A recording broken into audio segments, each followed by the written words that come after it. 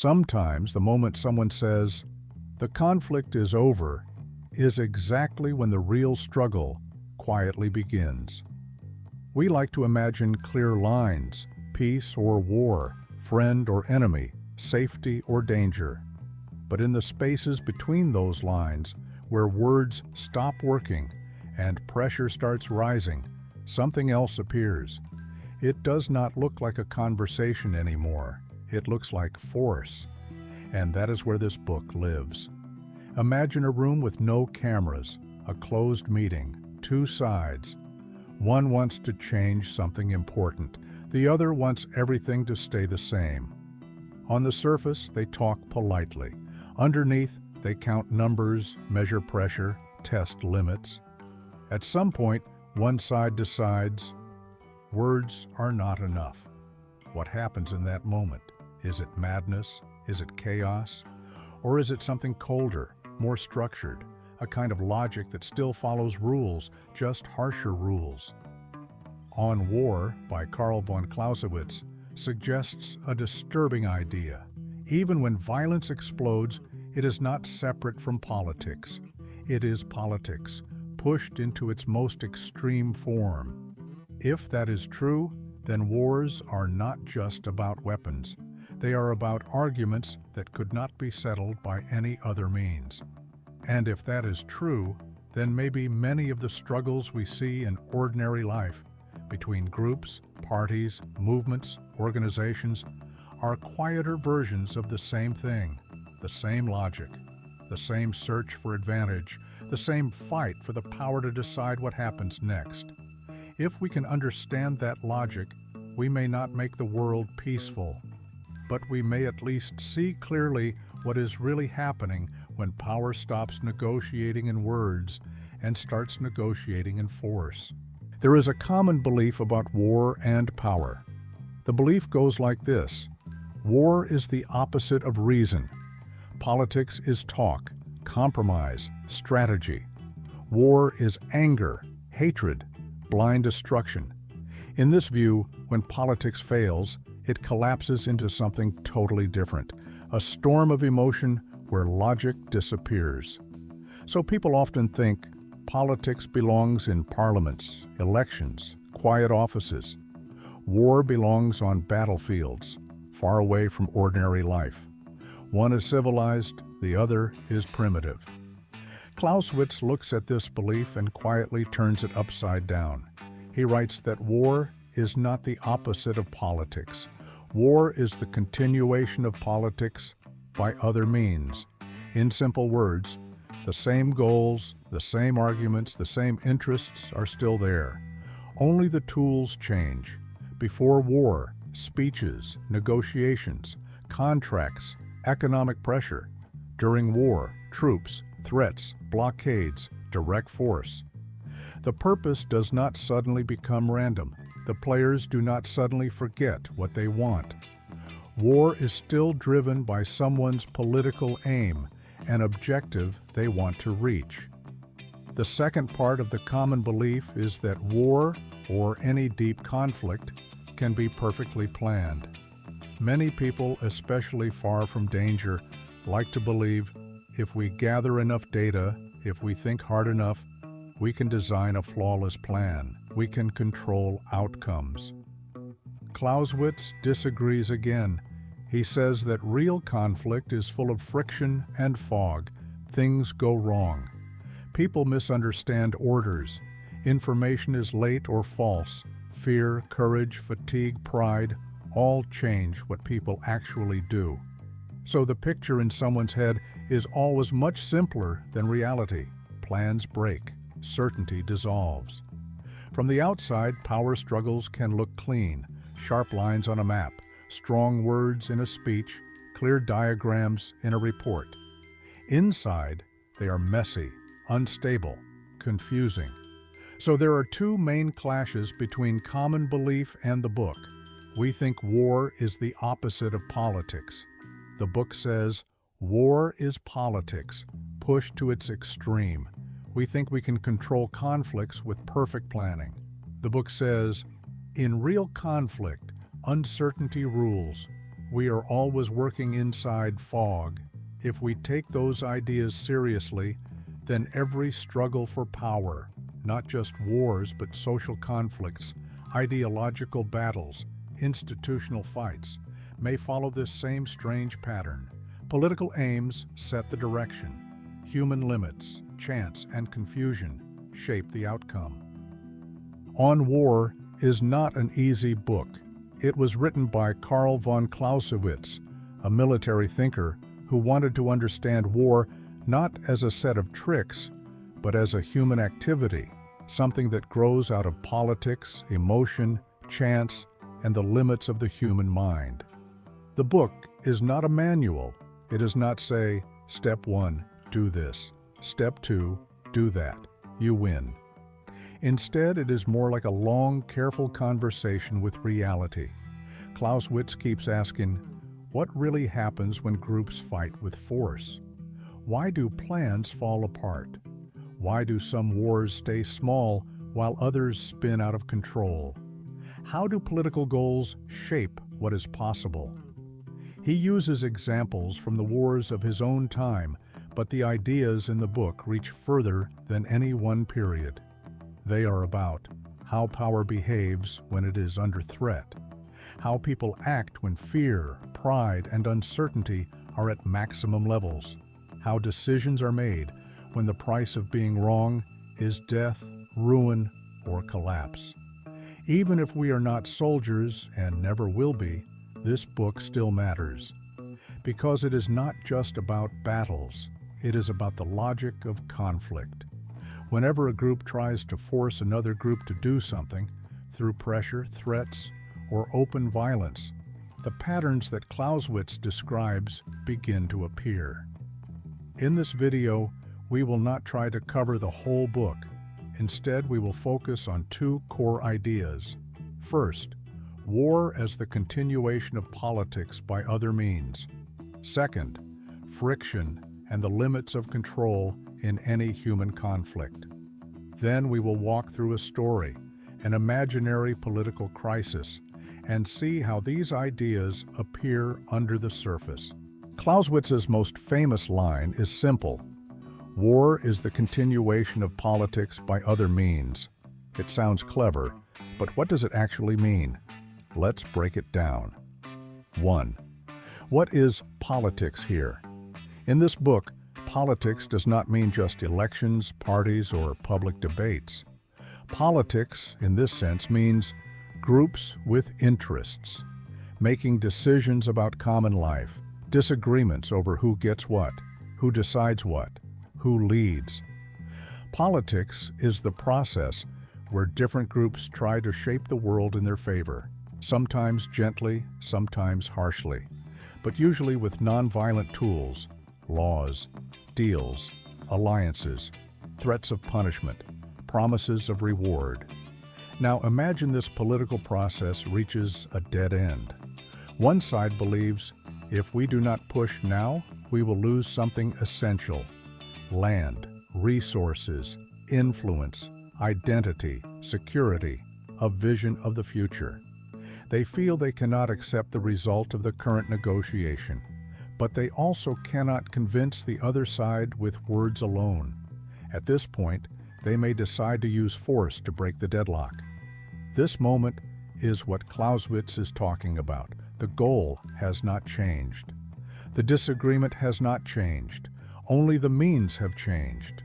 Instead of trying to shape behavior with law and discourse, they try to shape it with violence or its threat. That is why he calls war a continuation of politics. It is still about getting an opponent to accept your will, reaching a political objective. 2. How does this change the way we see war and conflict? Many people think peace equals politics, war equals no politics. Clausewitz suggests peace equals politics with peaceful means, war equals politics with violent means. So even when there are battles, those battles are not the real purpose.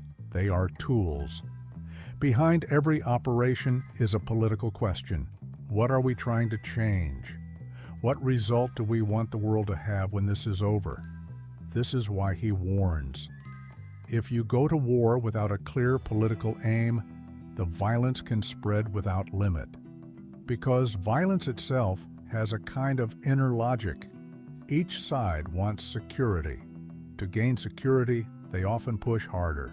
Pushing harder scares the other side. The other side then pushes harder too. Without a clear political limit, a point where you say, "This is enough for our purposes," the process can escalate until both sides are exhausted.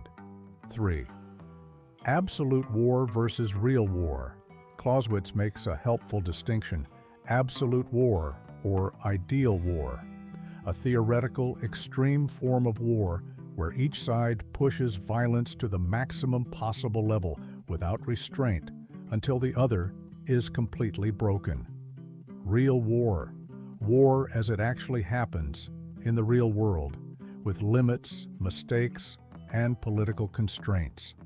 In theory, if two sides want total destruction and nothing else stops them, war could move toward that absolute form: total mobilization, no rules, no restraint. But in reality, many forces keep wars limited. Political leaders want to save resources for future plans. Both sides fear the costs becoming too high. International pressure may appear. Public opinion inside each group may resist endless sacrifice. So real wars are usually limited by political aims.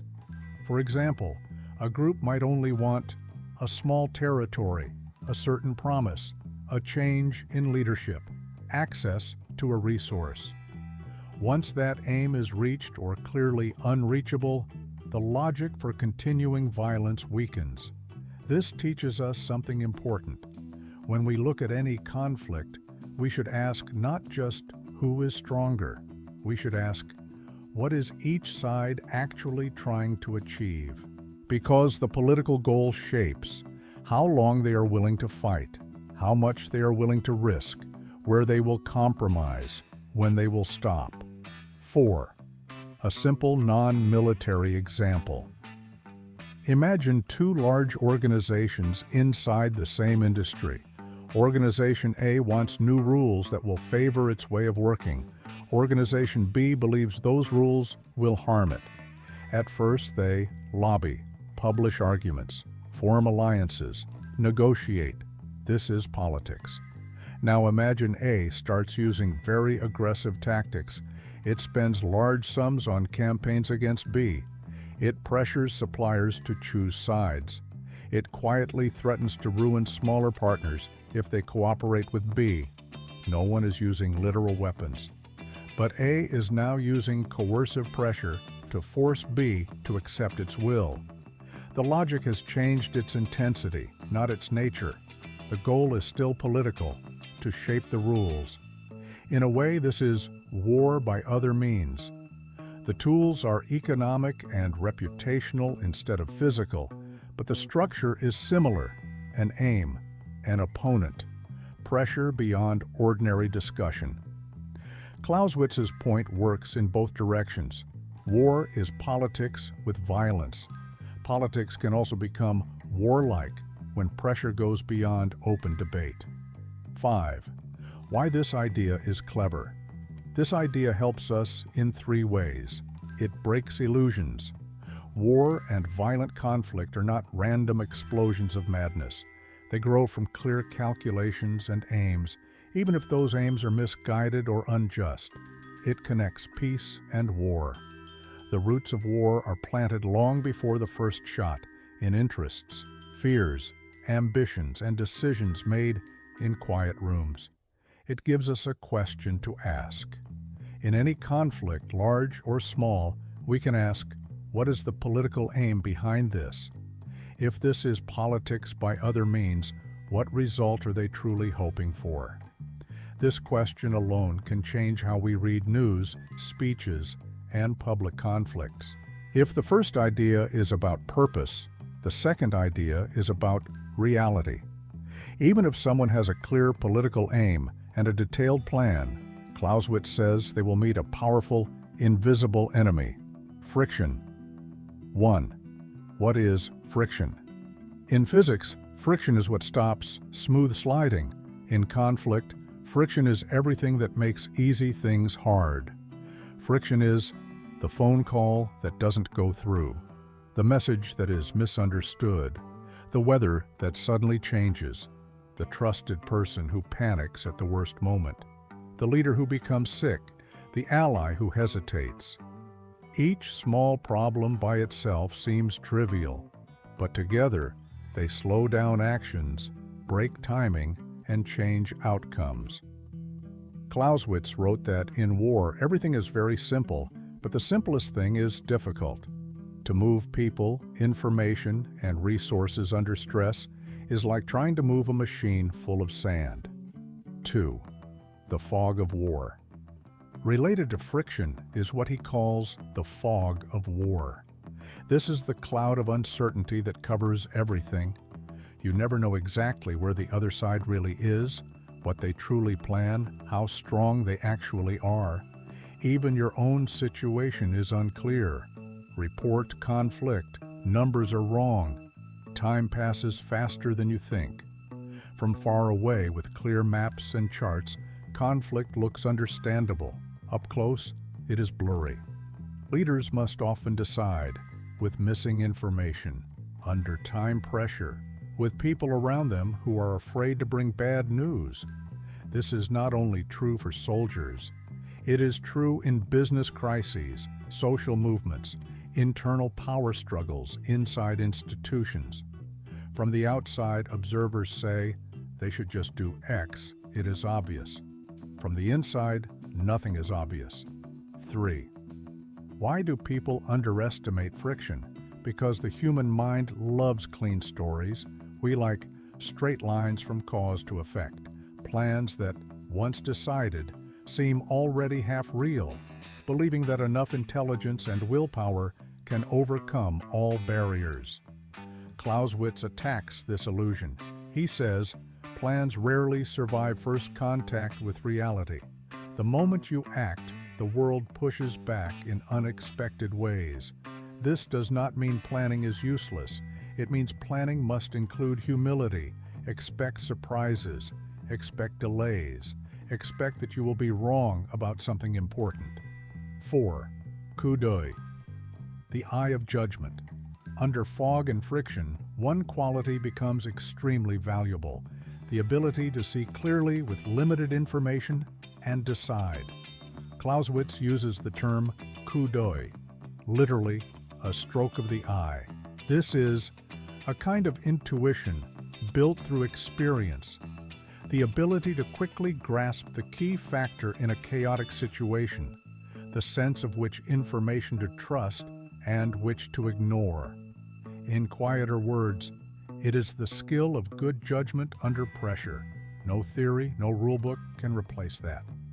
This idea applies to anyone who leads in uncertain conditions, a leader of a movement facing rapid changes, a manager in a crisis, a negotiator in a collapsing deal. They all have to act before they are fully sure. Waiting for perfect data is itself a decision, often a dangerous one. 5. A simple everyday analogy. Imagine you are organizing a large event. You make a plan, guests list, schedule, food, speakers, technical setup. On paper, it looks perfect. On the day, one key speaker's car breaks down. The sound system fails. A storm starts. A message about the time was misprinted. Some guests do not show up. Others bring more people than expected. You can feel the friction. Now you must decide. Do we delay? Do we move everyone inside? Do we drop parts of the plan? What do we tell people? You cannot stop time. You cannot check every detail. You have to prioritize and adapt. Later, someone who was not there sighs and says, "You should have just done X." From far away, with no fog, everything always seems simple. Clausewitz's insight is that real power, the ability to act effectively in conflict, is not just about having a plan. It is about understanding that friction is normal, not exceptional. Training yourself and your organization to adapt when the simple becomes hard. Avoiding overconfidence. 6. Why this idea is clever. Friction and fog protect us from shallow thinking. They remind us that not all failures are the result of stupidity. Not all successes are the result of perfect design. Chance and human limits always play a role. This can make us more careful in how we judge others and ourselves. And it gives us a useful lens.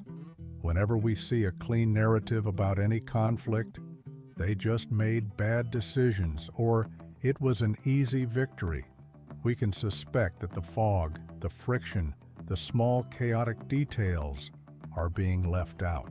Let's move from theory into a story. This is not a real country, not a real leader. It is an invented place, built only to show how power might behave. The Republic of Halden. Imagine a modern republic called Halden. For decades, Halden has been stable. It has elections, courts, and a set of rules accepted by most groups. Not perfect, but predictable. Deep inside the system, however, a tension has been growing. Halden has two powerful blocks. The continuity block. They want to keep the current structure. They control many old institutions, key companies, and long-standing networks. The reform bloc. They want strong changes. They say too much power is stuck in the hands of a few. They are gaining support among younger citizens, smaller towns, and some professionals who feel locked out. At first, this is normal politics, speeches, campaigns, debates, the breaking point.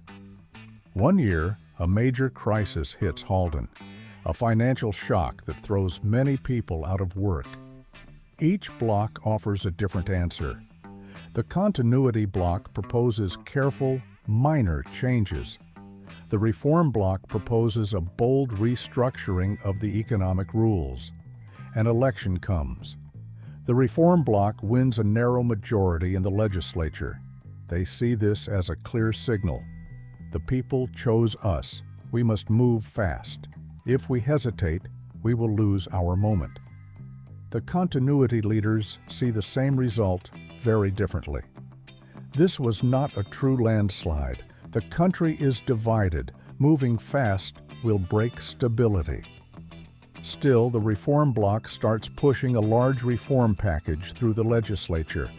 In quiet meetings, the continuity bloc's inner circle begins to talk differently. They say, "Talking is no longer enough. We must use other tools. Politics by other means." The continuity bloc still does not want open violence. That would scare their own supporters and threaten their businesses. So, at first, they escalate non-violent pressure. They use personal networks to block some reforms in key committees. They spread doubts in media. The reforms are rushed, dangerous, untested. They quietly push some investors to withdraw capital, hoping to create economic fear. The reform leaders feel it. They see their plans being slowed and distorted. In response, they try to mobilize the public. They call for large demonstrations. They accuse the old networks of sabotage. They start using sharper, more emotional language. Two worlds begin to form. On one side, rallies, slogans, anger at the old order. On the other side, worried private meetings, plans to restore balance, concern about irresponsible populism. Still, no one has used direct force, not yet. The spark. One day, a large demonstration is planned in the Capitol. Tens of thousands of people fill the main square. They chant for reform, wave banners, and call out the old elites. At the same time, a counter-demonstration forms nearby, supporters of continuity. They say they are defending order and stability. The police line stands between them. The Reform Bloc leadership wants this day to send a clear political message. We have the streets and the votes. You must accept the changes. The continuity inner circle worries. If we let this show of force go unanswered, we will lose influence forever. Rumors start to spread. They are planning to storm the legislature. They are planning to break up our rally.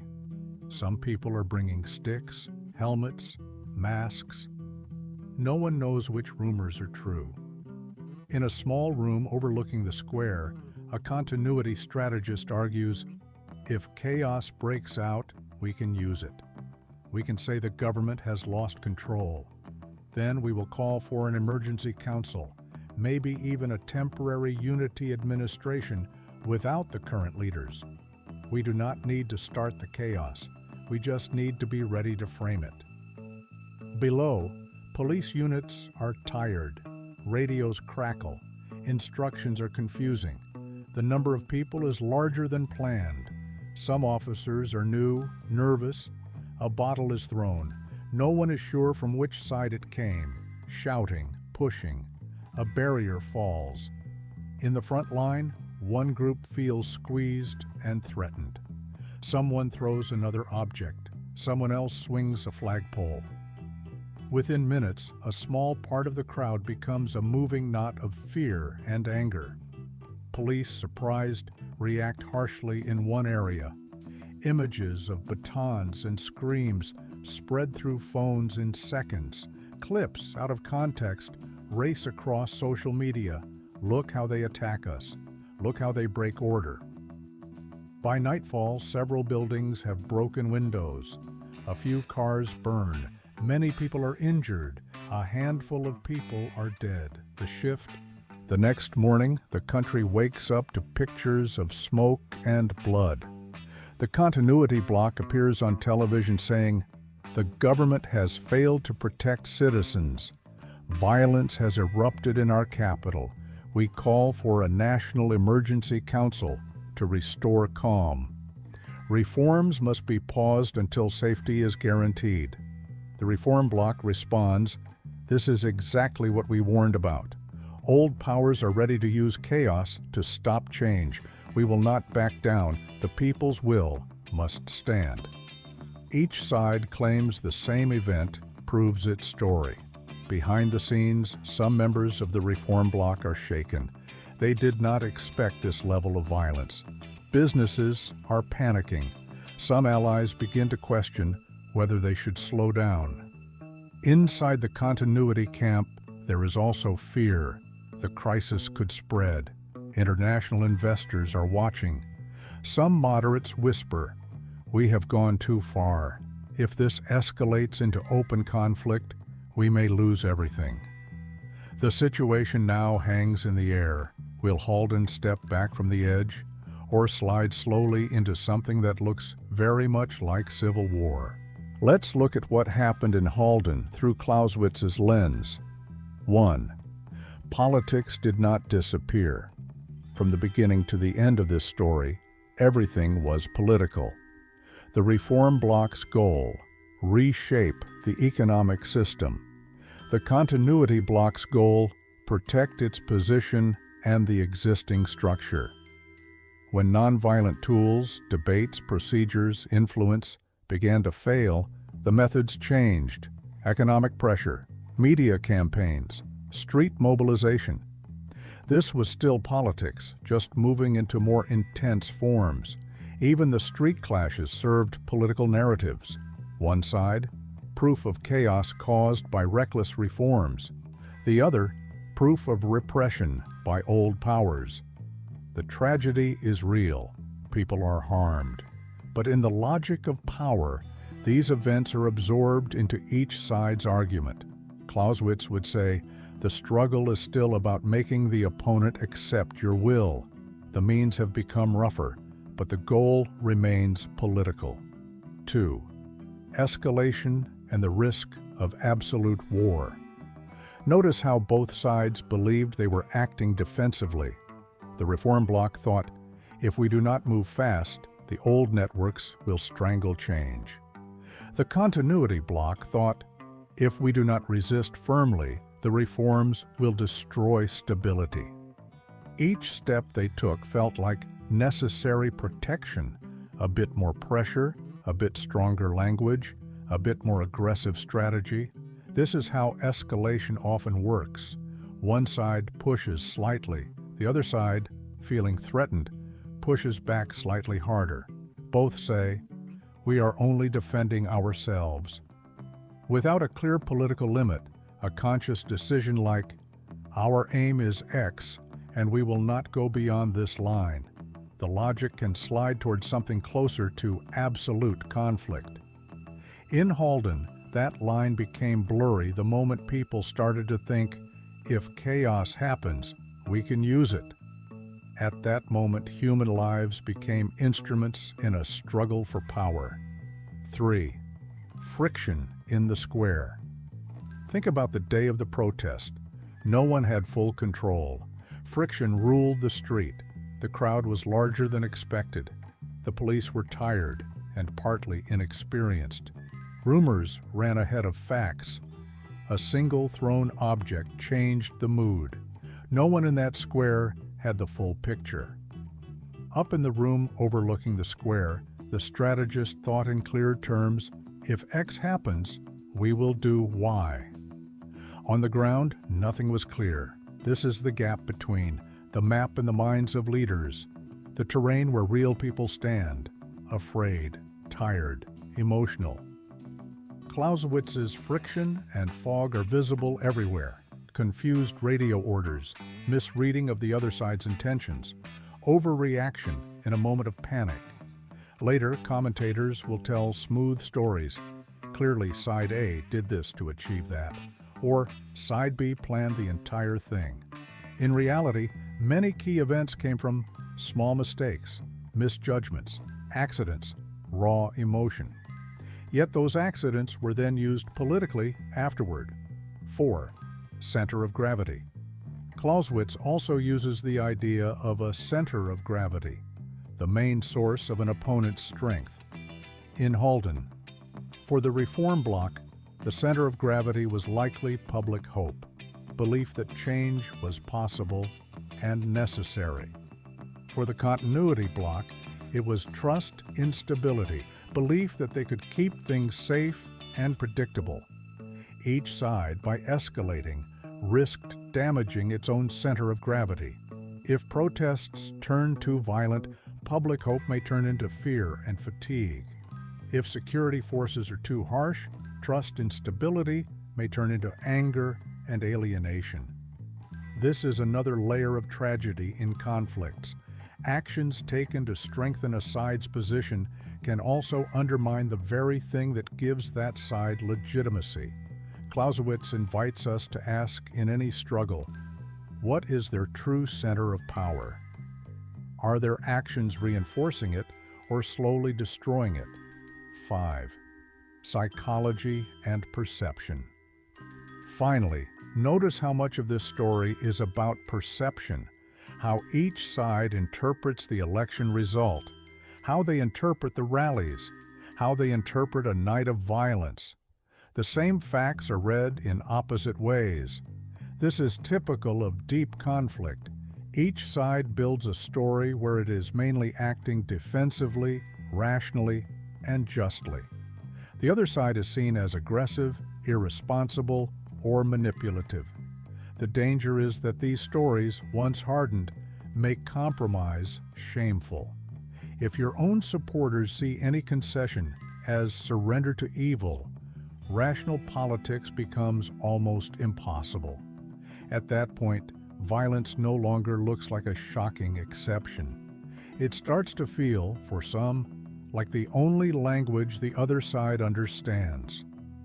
Clausewitz's framework shows the cold pattern behind this emotional storm. Political goals, choices of means, escalation, friction, and fog, struggle over perception and legitimacy.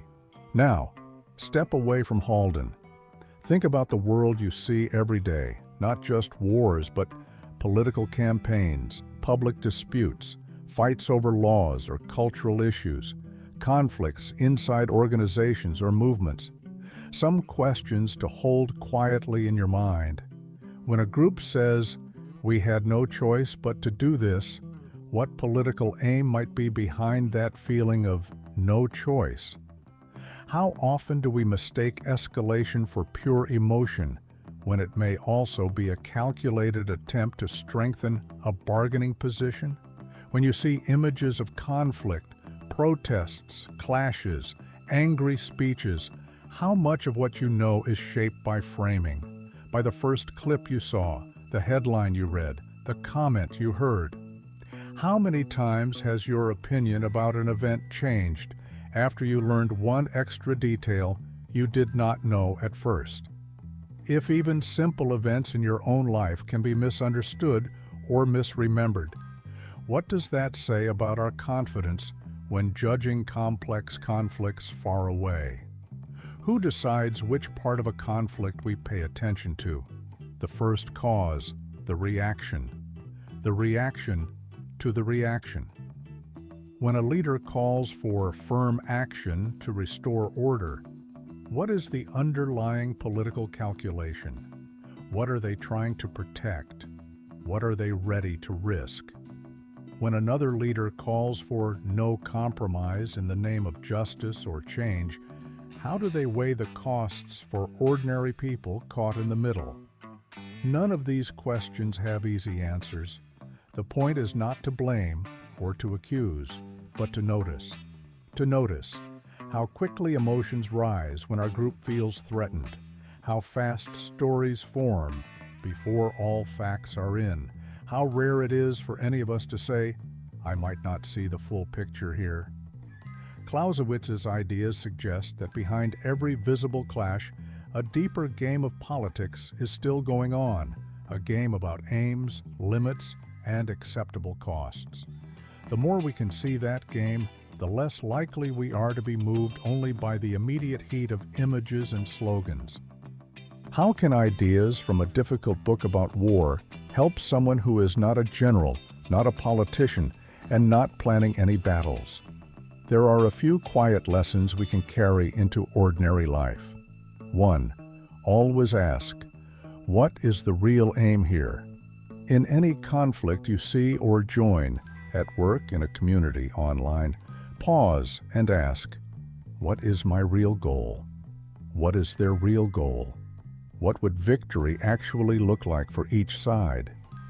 Often, we get lost in means and forget the end. We argue to win the argument, not to solve the problem. We escalate to save face, not to reach a better outcome.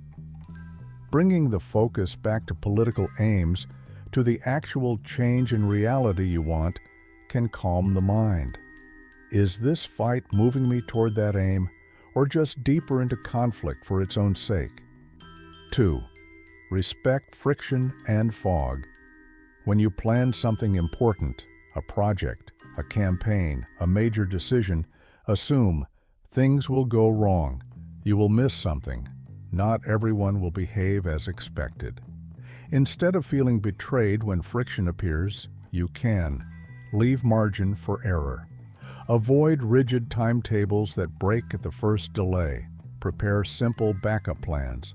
Also, be slower to judge others who are in crisis. From the outside, it is easy to say what they should have done. From the inside, with incomplete information and no pause button, that clarity did not exist. This does not mean all decisions are equal, but it invites humility. 3. Be careful with escalation. There are moments when standing firm is necessary, but escalation always has a cost. Before you raise the stakes in any conflict, you can ask, if I do this, how might the other side react? Could this trigger a chain I cannot control? How might this harm my own center of gravity, my reputation, my relationships, my ability to live with myself later? In personal or professional conflicts, total victory is often an illusion. The other side continues to exist. You still need to live in the same world. Limited, clear aims, followed by a willingness to stop once those aims are reached, can prevent small conflicts from becoming unmanageable. 4. Train your judgment under uncertainty. You do not need to be on a battlefield to practice coup d'œil, that eye of judgment. You can. Notice how often you delay decisions waiting for perfect information. Practice making small decisions with partial data, then reflecting. What did I see clearly? What did I miss? Learn to separate signals that matter from noise. Over time, this can build a quiet strength, the ability to act in fog without lying to yourself about how clear things are. 5. Think in systems, not heroes. Clausewitz warns against explanations that focus only on great individuals. In conflict, outcomes are shaped by structures, interests, chance, many smaller decisions. When you look at any major event, you can ask, besides the visible leaders, what systems made this possible? What routines, habits, and incentives push people in this direction?